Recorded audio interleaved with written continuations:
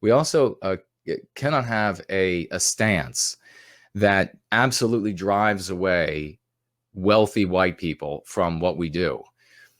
Now that we have uh, globalization, now that the wealthy are very much in competition, that wealthy anywhere on planet Earth are very much in competition with the wealthy anywhere else on planet Earth, we cannot take a stance for our well being that is going to actively push these people away. We can't say to them, the world that we would build would be one in which you would not be able to maintain your wealth and power, much less grow it relative to the wealthy outside of the world that we would like to create. That's not a message or a stance that we can take and ever hope to have any success. By the same token, that doesn't mean, I know the brain is split into two hemispheres, and as mankind, we are wont to go from the one extreme to the other. It doesn't mean that we would then create an environment or take a stance that would,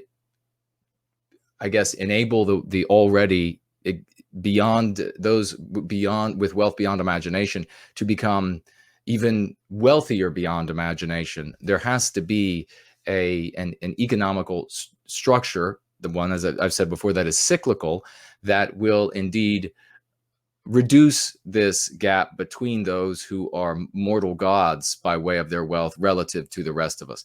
It really does put the lie to democracy. Even if we could imagine, even if we had a thought experiment and we said, well, democracy was legitimate, it wasn't, we could imagine some sort of control over the dissemination of information, maybe controlled by angels from heaven, so that it would always be fair. Even in those environments, if you allowed one citizen or a handful of citizens to be trillionaires, that or even decamillionaires, certainly billionaires would be the case. That sort of wealth, if they could then transition that into realizing their own personal agenda and goals, you have essentially established mortal gods relative to the rest of the citizens. So you don't have an equality of citizenship then. There needs to be an entire rethinking, and we as Western kind can rethink the economics. We can rethink governance in a way that is cyclical and will work with the cycles of the human animal, particularly our personal cycles as Western kind, so that we can have more equity between those who are wealthy and striving and legitimately deserve what they have earned for themselves, and the average person who is legitimately striving and working as hard as they can. Both individuals in this scenario being equipped with whatever genetic possibilities that they have inherited and are empowered with those and are able to realize them through industriousness and etc. So we don't want to rob from somebody who has worked hard, whether that person is very wealthy or whether that person is middle class.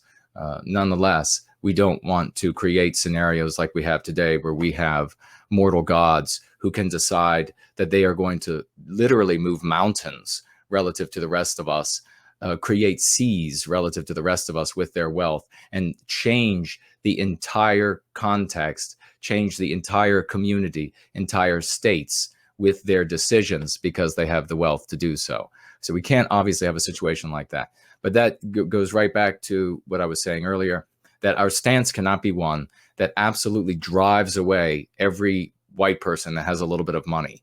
We can't take a posture in which such individuals are going to be impoverished by joining our cause, if that makes any sense.